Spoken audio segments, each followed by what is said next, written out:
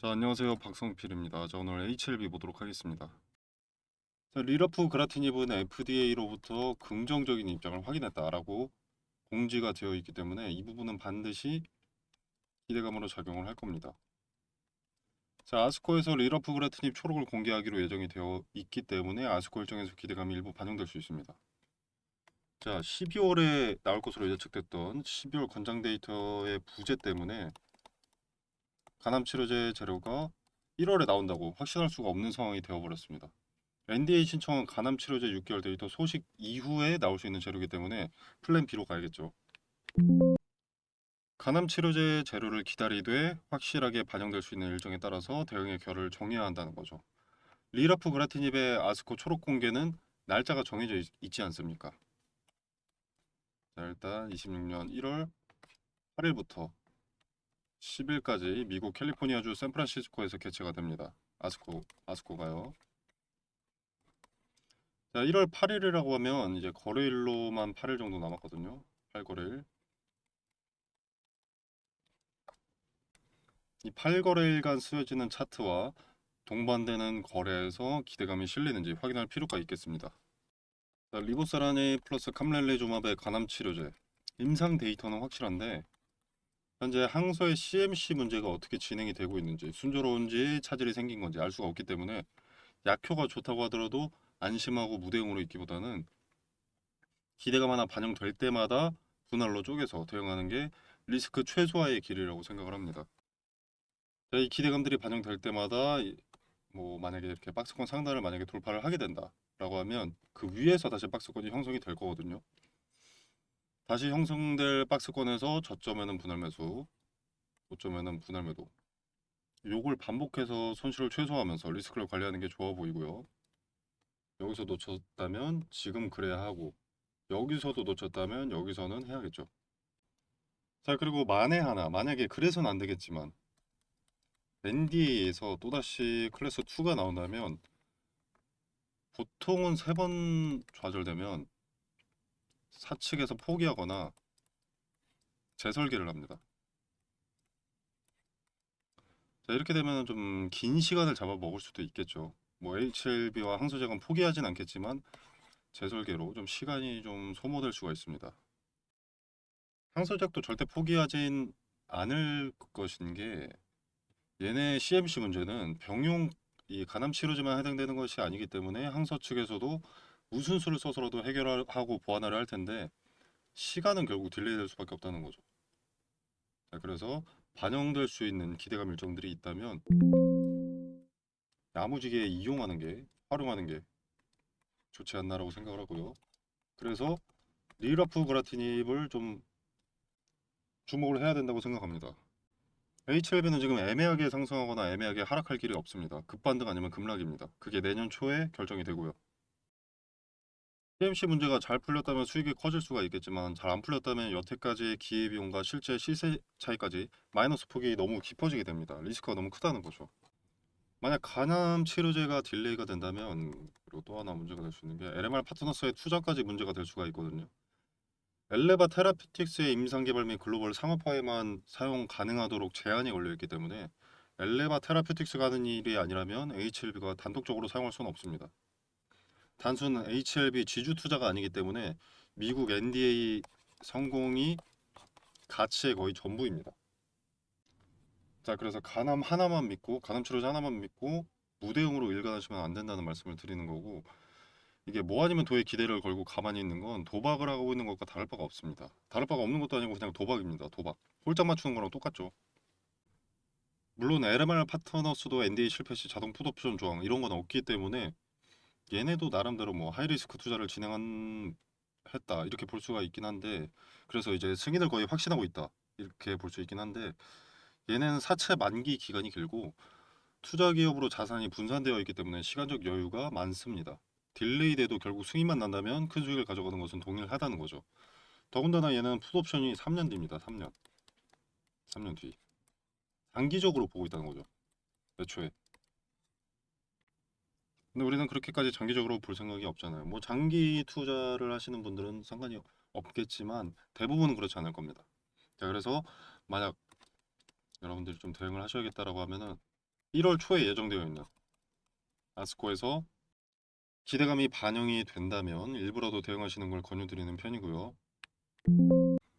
그리고 이 일정이 있기 직전에 이제 박스권 하단 또는 이평선이 수렴된 자리라든가 뭐 이런 데서 지지가 확인이 되면 분할 매수 저점으로도 판단할 수 있겠죠. 물론 당시의 근거들을 더 확인해봐야, 지표들을 확인해봐야 유효하겠지만 이 자리가 단기적으로 악재도 호재도 없을 때 기대감과 실망감이 공존할 때 이때 저점인 것은 분명합니다. 자, 그래서 스스로 리스크를 줄이기 위해서 HLB에서 큰 수익보다는 손실 최소에 중점을 둔 투자를 하시는 분이다 라고 하시면 이제 대응할 때 참고할 부분이 되는 자리다 라고 말씀을 드리고 싶고요. 그리고 오늘 종목들 전체적으로 좀 하락하는 게 자, 삼성전자 때문이기도 합니다. 뭔 뜬금없는 소리냐고 하실 수 있는데 일단 삼성전자가 고가를 뚫었고요. 그리고 삼성전자 같은 경우에는 배당 기준일이 영상을 촬영하는 시점인 12월 26일 오늘이 마지막 날입니다. 그러니까 삼성전자 배당 4분기 배당을 받고 싶다면 오늘까지 삼성전자 주식을 갖고 있어야 합니다. 신고가를 뚫은 삼성전자의 배당 상당히 메리트가 있어 보이죠. 자금이 이탈할 이유가 됩니다. 그리고 연말에 돈이 빠져나갈 수밖에 없는 양도세 회피 목적 물량도 일부 있을 수 있고 이제 삼성전자 같은 경우는 이제 추세와 전망도 밝기 때문에 자금이 일부 이탈하지 않았나 생각이 들고 마이너스 1%, 마이너스 2% 이런 거는 큰 의미가 없다. 외부 요인이기 때문에. 자, 그리고 삼성전자 배당과 양도세 회피 물량 요거는 연초되면 다시 들어올 수 있죠. 그래서 오늘 뭐 타 종목도 마찬가지로 급등이나 급락한 게 아니라면 미리 일비할 필요가 없습니다. 자, HLB를 다시 보자면 자, 지금 주목해야 될 건 여기보다 여기입니다. 이때 어떤 흐름을 가져왔는지. 지금 동일한 세력인데 세력이 이탈한 흔적이 없는데 매물 소화까지 해놓고 하락 받아주면서 밑에서 받아주면서 주가를 컨트롤하고 있고 기대감 일정이 기다리고 있는 상황이죠. 머지않은 시점입니다. 1월 8일이니까. 이게 기대감의 세기에 따라서 조금 다를 수 있겠지만 기본적으로 이 흐름과 비슷하게 갈 거거든요.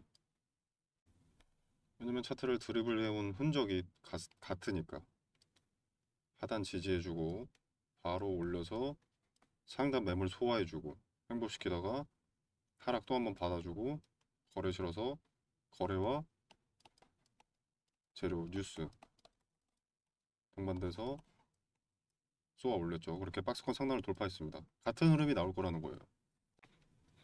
하단 지지해주고 있고 매물대 바로 박스권 상단 터치해서 소화해준 다음에 지지 횡보하다가 지지 여기서 더 내려오더라도 박스권 하단에 지지받으면 지지받고 거래가 동반되어 있다면 다시 올라가는 겁니다.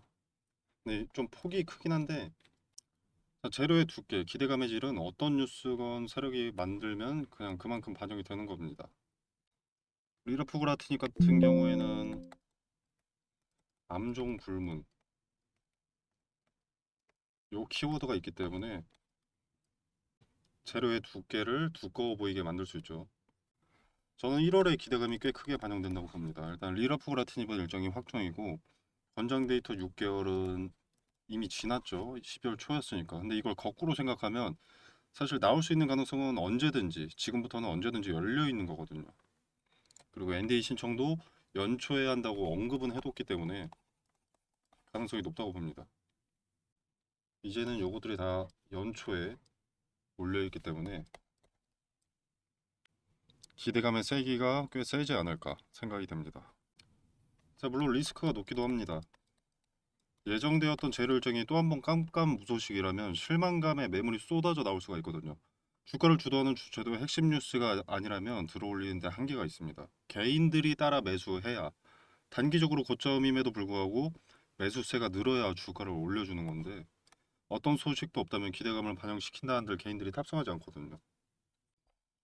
네, 그래서 아스코 일정 전후로 추세를 봐야 윤곽이 좀 잡히겠지만요. 앞으로의 주가 전망에 대한 흔적들이 나타날 시기가 머지않았습니다. 텔레그램 방에서는 일정에 따라서 하루하루 주가 추이를 보고 흔적이나 근거를 말씀드리겠습니다. 어떤 의미를 갖고 있고 어떤 해석을 했는지, 그 해석에 대한 근거는 무엇인지 한번 들어보시고 대응에 참고하셔서 도움이 되기를 바라겠습니다. 자, 그리고 마지막으로 승인 여부와 관계없이 기대감만 이용하는 것이 좋다고 강조를 드리겠습니다. 승인이 난다 하더라도 시세 차익에 엑시트 물량이 많을 겁니다. 알다시피 지금 H7B에 투자하신 거의 모든 대부분의 투자자가 간암치료제 때문이죠. 간암치료제 기대감 때문에. 간암치료제 이슈가 종결이 나게 된다면 요 물량들 다 빠져나가고 싶어 할 겁니다. 근데 그 상황에 수익을 줬다? 다 빠져나가겠죠. 다 빠져나가면 주가는 하락하게 되겠고. 승인 나면 오를 텐데 누가 파냐? 여러분들 집값 오른다고 아무도 안 팔지 않습니다. 오히려 더 팔지. 그리고 이게 승인 나기 전부터 기대감이 크게 반영이 된다면 요거는 기대감 소멸로 이어집니다. 기대감은 승인이 나기 전까지만 존재하는 소모품 성질을 띠기 때문이고, 승인이 난다라고 하면 단기간 동안 폭발적으로 상승해서 미리 다 선반영되게 됩니다. 그러니까 승인 나면 잠시간은 오르죠. 근데 이게 한 번에 빠르게 반영이 되기 때문에 나중에 오를 것까지 땡겨 먹기 때문에 이후에는 가격 조정과 긴 기간 조정이 시작이 될 겁니다. 그렇게 기업 매출에 따른 적정 시총을 찾아가게 되는 거죠. 근데 HLB는 기본적으로 재무가 상당히 좋지 않습니다. 승인으로 시판이 허가가 나게 된다면 실적 시즌이나 아니면 기술 이전 등의 소식이 있을 때 그럴 때마다 반짝 주가에 반영이 될 겁니다. 그 외에는 기대감이 존재하지 않기 때문에 이런 흐름, 이런 흐름, 재미없는 시간들 이것의 연속이고요. 자, 물론 리러프 그라티닙이나 베리스모의 카티 치료제의 재료에 대한 기대감이 존재할 수 있으나 간암 치료제에 비해 재료가 다소 약한 감이 있습니다. 그리고 그때는 투자자들의 물갈이가 좀 돼야겠죠. 요건 다 간암 치료제 때문에 투자한 사람들이니까. 자, 아무튼 기대감만 이용하라고 강조를 하는데 이건 어떻게 해야 하는 건지 디테일을 설명드리겠습니다. 타점을 말씀드릴 텐데 전제는 분할 매수, 분할 매도입니다. 리스크를 스스로 최소화하기 위해서는 분할 매매를 해야만 하기 때문에 그렇고요. 자, 머리 꼭대기에서는 팔 수 없어도 어깨 부근에서는 팔 수 있도록 분할 매수와 분할 매도 타점을 말씀드리도록 하고요. 상황 전제 같은 경우에는 기대감과 우려감이 공존하는 상태에서 저항과 지지가 명확한 자리에서의 매수 매도 반복을 통해서 짧은 구간 내에서 반복을 통해 수익 극대화 또는 손실 최소화를 돕도록 하겠습니다. 제 말이 무조건 정답인 것은 당연히 아니지만 한번 지켜라도 보시길 권유드리겠습니다. 추후에 맞아 떨어졌다면 제가 말씀드리는 근거가 신뢰도가 있다는 증명이 될 테니 그때라도 구독, 좋아요 눌러주시면 감사하겠습니다. 자, 텔레그램방 참여는 영상 설명란에 보시면 여기 더보기 버튼이 있습니다. 이 버튼을 누르시면 이렇게 링크를 기재를 해뒀고요. 자, 이 링크를 타고 들어오시면 자, 이런 창이 하나 뜹니다. 자, 원하시는 혜택을 눌러주시고요. 뭐 중복 체크도 상관없습니다. 자, 그리고 이렇게 여러분들 회신 받으실 연락처 기재해 주시고 제출 눌러 주시면 텔레그램방 링크를 보내드리도록 하겠습니다. 자, 이 공간 안에서 제공되는 정보 일체의 금전을 요구하지 않습니다. 100% 무료고요. 투자의 기준과 근거들을 설명드리겠습니다. 자, 여러분의 성공 투자를 기원하면서 오늘 영상 여기서 마무리하겠습니다. 감사합니다.